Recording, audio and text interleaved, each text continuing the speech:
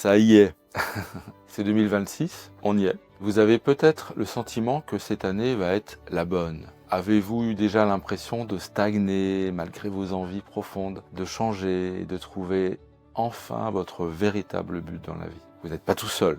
Beaucoup se sentent bloqués sans comprendre d'ailleurs forcément pourquoi. Aujourd'hui, on va voir comment identifier clairement ces obstacles invisibles qui freinent votre évolution et surtout comment les dépasser. Je suis Arnaud Sebal, je suis thérapeute en Gestalt depuis de nombreuses années maintenant. Je suis le fondateur de l'école humaniste de Gestalt et j'ai accompagné des centaines de personnes à se libérer de leur blocage et à redonner un vrai souffle à leur existence. Allez, on y va.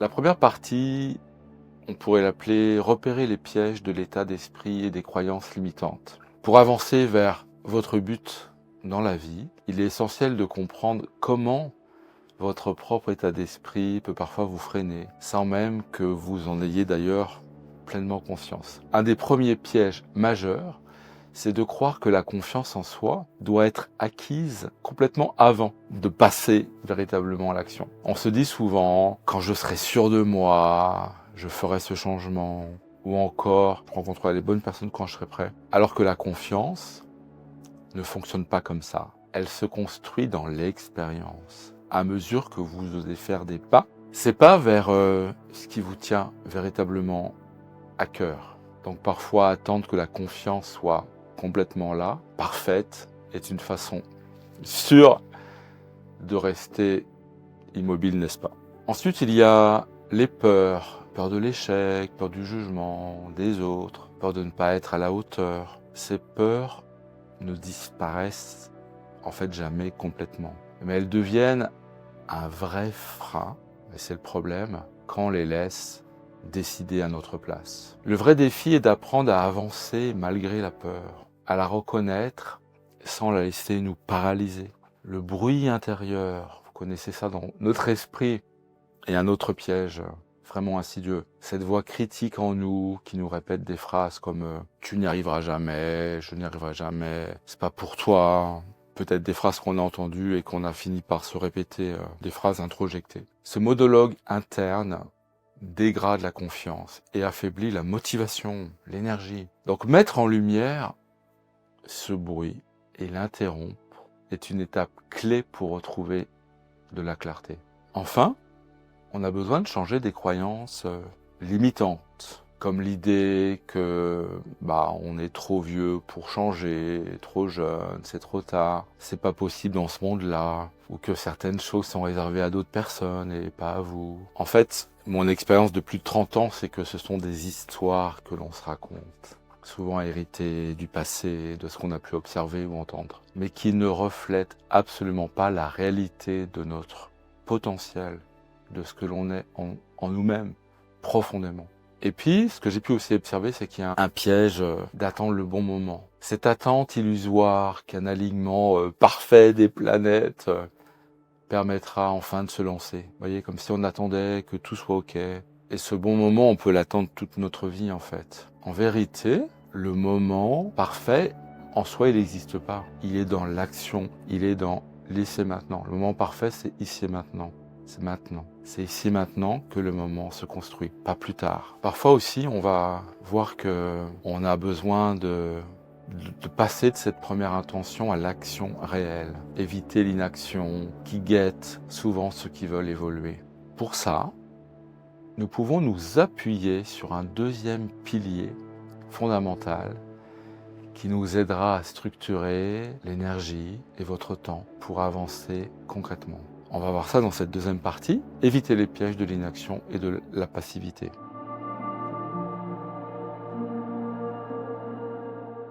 Il y a des pièges qu'on peut éviter, mais qu'on connaît certainement tous un peu. Premier piège, c'est se laisser déborder par les urgences du quotidien. Le travail, la famille, les tâches sans fin. Ce rythme effréné nous fait perdre de vue que nous avons un essentiel. Si on va pas un moment prioriser nos objectifs en se disant « Ok, c'est important, mes objectifs de vie passent en premier aussi », eh bien, on risque d'avoir une vie remplie de plein de choses, mais pas forcément des activités nourrissantes, ni vraiment alignées avec nos aspirations de vie. Donc pour reprendre la main, posez des priorités claires, réfléchissez à ce qui nourrit vraiment votre épanouissement et vous rapproche de votre but de vie, vos buts de vie, on peut en avoir aussi plusieurs. C'est aussi s'autoriser parfois à dire non à ce qui nous éloigne de vos objectifs. Je vous le redis, vous autorisez à dire non à ce qui vous éloigne de vos objectifs. Parce que, vous voyez, on peut avoir l'habitude de...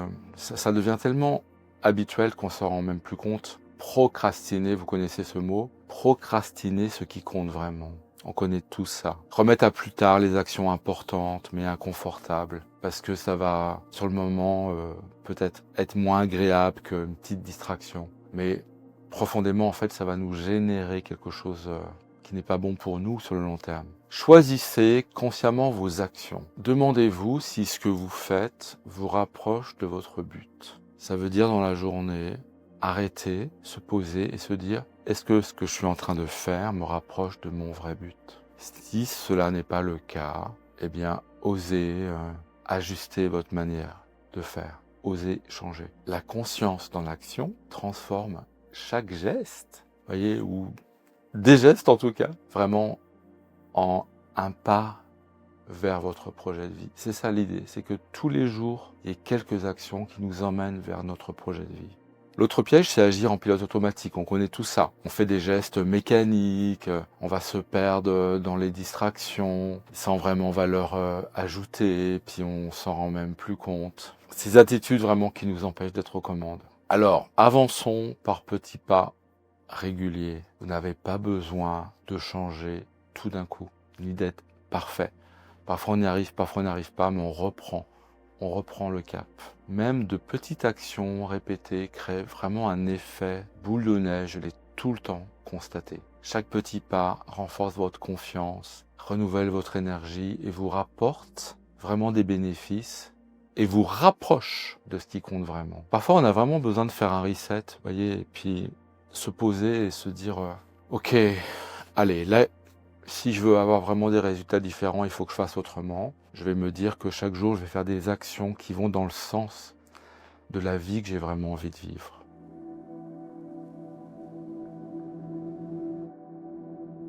Maintenant que vous avez pris conscience de certaines attitudes bloquantes et que vous commencez à agir, eh bien, il peut y avoir une difficulté qu'on va enlever rapidement. C'est votre manière de percevoir les choses et de vous relier aux autres.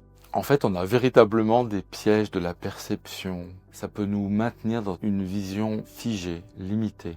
Ça empêche notre évolution. Qu'est-ce que je veux dire par là? Par exemple, arrêtez de vous positionner en victime. Ça fait du bien quand quelqu'un nous dit ça. Arrête de te positionner en victime.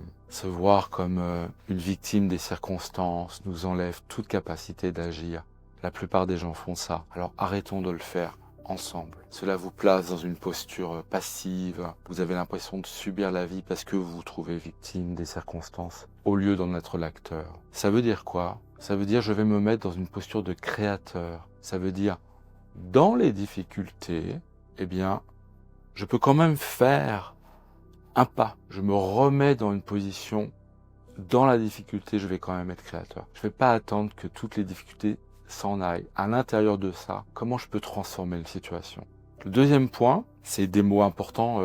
Pour moi, c'est des mots acceptation. Et souvent, on a du mal avec ce mot parce qu'on le confond avec résignation. Accepter une situation ne veut pas dire s'y résigner. La résignation, c'est un abandon qui peut vraiment, parfois même, mener à la dépression. Hein. L'acceptation confiante, c'est autre chose. Elle vous ouvre la voie vers des choix nouveaux, car vous accueillez le réel tel qu'il est, sans lutte inutile. Ça veut dire quoi? C'est, ok, là j'en suis là, c'est comme ça, j'accepte, et j'ai envie que ça soit différemment. Mais je passe par cette phase où j'accepte la réalité parce qu'elle est déjà là. En fait, quand on prend conscience des choses se sont déjà passées. Souvent, on lutte contre des choses qui se sont déjà passées, c'est compliqué. Voilà, j'accepte, c'est là, et qu'est-ce que j'ai envie maintenant?